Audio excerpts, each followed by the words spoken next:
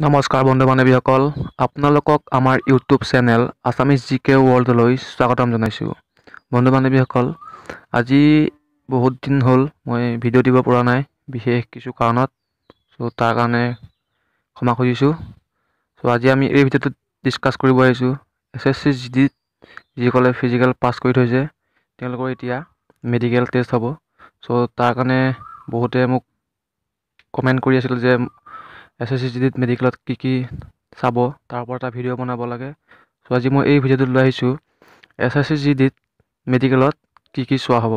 যদি ভিডিঅ'টো ভাল লাগিল তেন্তে বন্ধু বান্ধৱীৰ মাজত শ্বেয়াৰ কৰিব, আৰু যদি চেনেলটোলৈ নতুনকৈ আহিছে তেনেহ'লে চেনেলটো ছাবস্ক্ৰাইব কৰিব। গতিকে ব'লক আজি ভিডিঅ'টো আৰম্ভ কৰোঁ।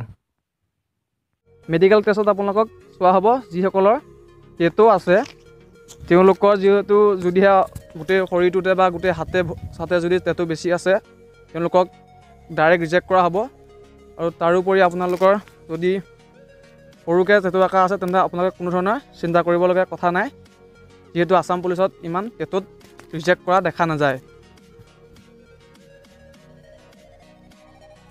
তো ইয়াৰ পাছত আহিলে আপোনাৰ নকনি।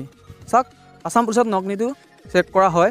চাওক, ইয়াতে 3জন মানুহৰ ভৰি দিয়া আছে।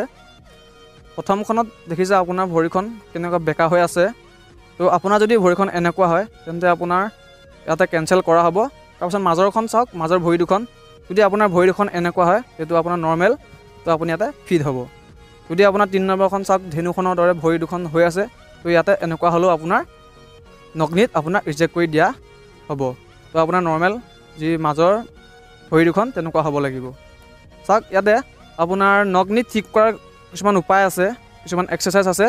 যদি আপোনালোকে জানিব বিচাৰে তেন্তে মোক কমেণ্ট কৰিব। তো নেক্সট আহিল আপোনাৰ ভৰিৰ শিৰা। চাওক, জেনেৰেলি বহুতৰে এনেকুৱা প্ৰব্লেম থকা দেখা যায়। চাওক, ভৰিৰ পিছ চাইডে কিছুমান শিৰা থকা যায়, কিছুমানৰ বেছিকৈ শিৰাবোৰ যিবোৰ শিৰা বেছিকৈ ওলাই থাকে, হয়তো শিৰাবোৰ বেকা বেকি হয়, শিৰাৰ ওপৰত শিৰা উঠি থকা যায়। তো এনেকুৱা যদি আপোনাৰ প্ৰব্লেম আছে তেন্তে আপোনাৰ ইয়াতে ৰিজেক্ট কৰাও দেখা যায়। তো আপোনাৰ যদি এনেকুৱা প্ৰব্লেম আছে তেন্তে আপোনাৰ মেডিকেলত আনফিট কৰা দিয়া হ'ব। তো আমি নেক্সট চাম।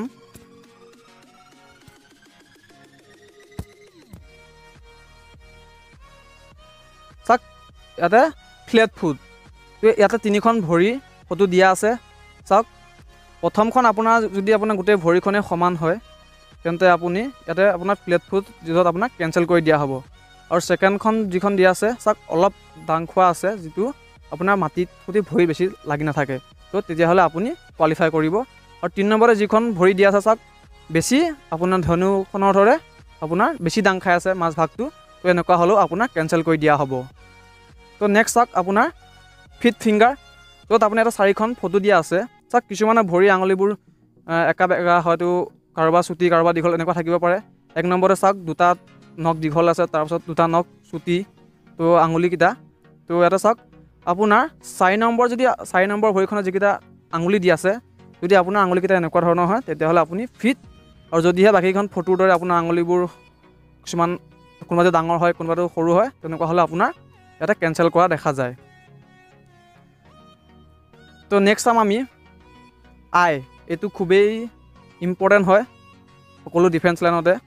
চাওক, ইয়াতে আপোনাৰ প্ৰথমতে চকুৰ মণিটোৰ ওচৰত আপোনাৰ কলম এটা ৰাখিব, হয়তো আপোনাৰ টৰ্চ এটা ৰাখি পেলাই আপোনাৰ তেওঁলোকে হাতেৰে ঘূৰাই দেখাব। তো আপোনাৰ মণিটো তেওঁলোকে যোনফালে কলমটো বা টৰ্চটো ঘূৰাই দেখাই দিয়ে আপুনি সেইফালে আপুনি মণিটো ৰোটেশ্যন কৰি থাকিব লাগিব। যদি আপোনাৰ মণিটো তেনেকুৱা ধৰণৰ ৰোটেশ্যন নহয় তেতিয়াহ'লে আপোনাৰ ইয়াতে কেঞ্চেল কৰি দিয়া হ'ব। তাৰপিছত আপোনাৰ নেক্সট আহিল আপোনাৰ এনেকুৱা এখন, চাওক নেক্সট যিখন 2 নম্বৰতে আছে, এনেকুৱা এখন এলফাবেট দিব, য'ত আপোনাৰ এলফাবেটবোৰ সানমিহলিকৈ লেখা থাকিব, সৰুৰ পৰা ডাঙৰলৈকে থাকিব। আপোনালোকক এটা চকু বন্ধ কৰি এনেকৈ আপোনালোকক পঢ়িব দিব। যদি আপোনালোকে ইয়াতে পঢ়িব নোৱাৰে তেন্তেহ'লে আপোনালোকক ডিছকুৱালিফাই কৰি দিব। তাৰপিছত আহিলে আপোনাৰ 3 নম্বৰতে কালাৰ ভিজন, য'ত আপোনাৰ এনেকুৱা ধৰণৰ কিছুমান কালাৰ থাকিব। এটা হয়তো আপোনাক কালাৰটো এইটো আপোনালোকক দেখাই দিব যে এইটো কি কালাৰ, আপোনাক ক'ব দিব। যদি আপোনাক সেই কালাৰটো ক'ব নোৱাৰে বা আপোনাৰ এটা কিছুমান নাম্বাৰ থাকিব, সেই নাম্বাৰটো পঢ়িব দিব। তাৰোপৰি আপোনাৰ কিছুমান বাট থাকিব, তাৰ আপোনাক কলম এটা দি পেলাই সেই আঁচকেইডাল ওপৰৰ পৰা আপোনাক নিব দিব। যদি আপোনালোকে এইটোও নোৱাৰে তেন্তেহ'লে আপোনালোকক আনফিট কৰি দিয়া হ'ব। তো আপোনালোকে চকুটো অলপ ধ্যান দিব এই বস্তুটোৰ ওপৰত। তো নেক্সট আহিল আপোনাৰ কাণ। ইয়াতে আপোনাৰ কাণত আপোনাৰ পৰ্দালৈকে আপোনালোক কিছুমান মেচিন দি চোৱা হ'ব আৰু আপোনালোকে কাণবোৰ চাফা কৰি যাব মেডিকেল দিয়াৰ সময়ত। আৰু ইয়াৰ পৰা আপোনাৰ মোৰ এক্সপিৰিয়েঞ্চৰ ফালৰ পৰা কৈছোঁ, এটা আপোনাৰ কাণত মেচিনটো সোমাই পেলাই মেচিনটো ষ্টাৰ্ট কৰি দিব। তাৰ পৰা আপোনাৰ নাই কমেও 9-10 মিটাৰ আঁতৰৰ পৰা এজন মানুহে কিছুমান ৱৰ্ড বা হয়তো নাম্বাৰ মাতিব। তো সেই নাম্বাৰবোৰ সেই মানুহজনে কি মাতিছে, কি সংখ্যা মাতিছে আপোনালোকে সেইটো ক'ব লাগিব। যদি মানুহজনে 10 বুলি কৈছে, আপুনি যদি 9 শুনে, তেন্তে আপোনাৰ সেইটো মেডিকেলত আনফিট কৰি দিয়া হ'ব। তো এইটো বাৰু আপোনাৰ আছাম পুলিচৰ ক্ষেত্ৰত দেখা নাযায়, কিন্তু আপোনাৰ বাকী ডিফেন্স লাইন্স হওক, ইণ্ডিয়ান আৰ্মি হওক, SSCGD আণ্ডাৰত যিবোৰ মেডিকেল হয় তাতে এই বস্তুটো দেখা পোৱা যায়। তো মই মোৰ এক্সপিৰিয়েঞ্চৰ ফালৰ পৰা কৈছোঁ। তো আপোনালোকে বেছি হেডফোন ইউজ নকৰিব। যিসকলৰ সপোন আছে যে ইণ্ডিয়ান আৰ্মিত যোৱা, ডিফেন্স লাইনত যোৱা, তো তেওঁলোকে বেছি হেডফোন ইউজ নকৰিব, তেতিয়া আপোনালোকৰ কাণৰ পৰ্দাখন ঠিকে থাকিব। তো আমি নেক্সটটো চাম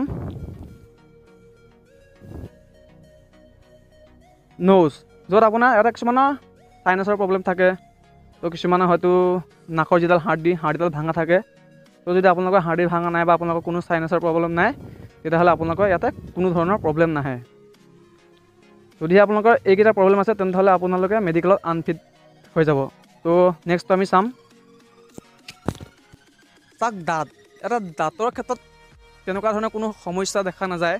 তথাপিতো আপোনাৰ যদি আছাম পুলিচৰ কাৰণে বিশেষকৈ যদি আপোনাৰ দাঁত পোকে খোৱা আছে, তেন্তে হ'লে আপুনি কোনো ধৰণৰ চিন্তা কৰিব নালাগে। আৰু যদিহে আপোনাৰ দাঁত ভাঙা আছে বা আপুনি দাঁত লগাইছে, তেতিয়াহ'লে আপোনাৰ মেডিকেলত আনফিট কৰি দিয়া হ'ব। তো চাওক বন্ধু বান্ধৱীসকল, মই এটা ইম্পৰ্টেণ্ট কথা এটা কৈ থৈ দিওঁ যে আছাম পুলিচত কোনো ধৰণৰ ৰিমেডিকেল দিয়া দেখা নাযায়। আপুনি যদি ফিট, ডাইৰেক্ট ফিট কৰি দেখাব, আৰু যদি আপুনি আনফিট, ডাইৰেক্ট আপোনাৰ কেঞ্চেল কৰিব। কিন্তু আপুনি বাকী ডিফেন্স লাইনত যিবোৰ ইণ্ডিয়ান আৰ্মি হওক বা SSCGDত আপোনালোকৰ ৰিমেডিকেল দিয়া দেখা যায়। তো আপোনালোকে এইটো কথা ন'টিছ কৰিব। তো আমি নেক্সটটো চাম আপোনাৰ হাৰ্টটো জোখা হয়, কিয়নো কিছুমানৰ হাৰ্টবিটটো বহুত ফাষ্ট হয় আৰু কিছুমানৰ পূৰা শ্ল' হয়। তো ইয়াতে এই হাৰ্টবিটটো জোখা হয়, যিটো আপোনাৰ নৰ্মেল থাকিলে এটা আপোনাক পাছ কৰাই দিয়া হ'ব বা আপুনি কোৱালিফাই কৰিব মেডিকেলত। তো নেক্সটটো চাম আমি। এটা চাওক আপোনাৰ ব্লাড প্ৰেছাৰটো জোখা হয়। কিছুমানৰ প্ৰেছাৰটো হাই থাকে, কিছুমানৰ নৰ্মেল থাকে, কিছুমানৰ ল' থাকে। তো ইয়াতে আপোনাৰ হাই প্ৰেছাৰ থাকিলেও ইয়াতে কেঞ্চেল কৰি দিয়া হয়, আৰু ল' প্ৰেছাৰ থাকিলেও আপোনাৰ কেঞ্চেল কৰি দিয়া হয়। আপোনাৰ প্ৰেছাৰটো নৰ্মেল থাকিব লাগে। তো আমি নেক্সটটো চাম। চাওক এইটো খুবেই ইম্পৰ্টেণ্ট হয়।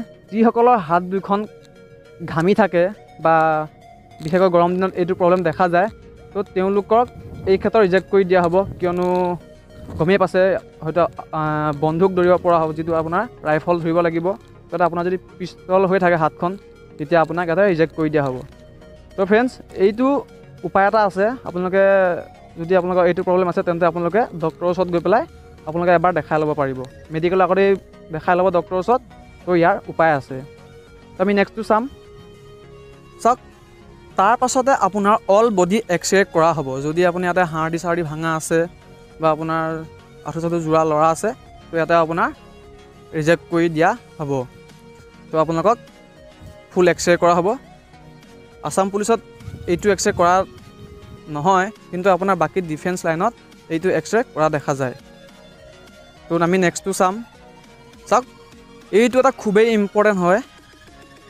তো চাওক আমাৰ যিটো গুপ্ত অংগ হয়, চাওক ইয়াতে কিছুমানৰ হয়তো সৰু, কিছুমানৰ হয়তো ডাঙৰ থাকিব পাৰে। তো যদি আপোনালোকৰ এইটো প্ৰব্লেম আছে, তেন্তে হ'লে আপোনালোকক মেডিকেলত আনফিট কৰি দিয়া হ'ব। তো আমি নেক্সটটো চাম। চাওক অসম পুলিচত হয়তো এই প্ৰেগাপ পঢ়িব দিয়া দেখা নাযায়, কিন্তু হয়তো এইবাৰ পঢ়িব দিবও পাৰে। কিন্তু বাকী ইণ্ডিয়ান আৰ্মি হওক বা SSCGD আণ্ডাৰত যিবোৰ ডিফেন্স লাইন আছে, তো তাতে আপোনাৰ এই প্ৰেগাপটো পঢ়িব দিয়ে। কিয়নো আপোনাৰ নিজৰ কনফিডেঞ্চটো, আপোনাৰ স্কিলটো এটা তাতে টেষ্ট কৰা দেখা যায়। তো আপোনালোকে এইটো ইমান টেনশ্যন ল'ব নালাগে, হয়তো সকলোৱে পঢ়িব জানেই। তো বন্ধু বান্ধৱীসকল, যদিহে মোৰ এই ভিডিঅ'টো ভাল লাগিল, তেন্তে লাইক কৰিব, কমেণ্ট কৰিব।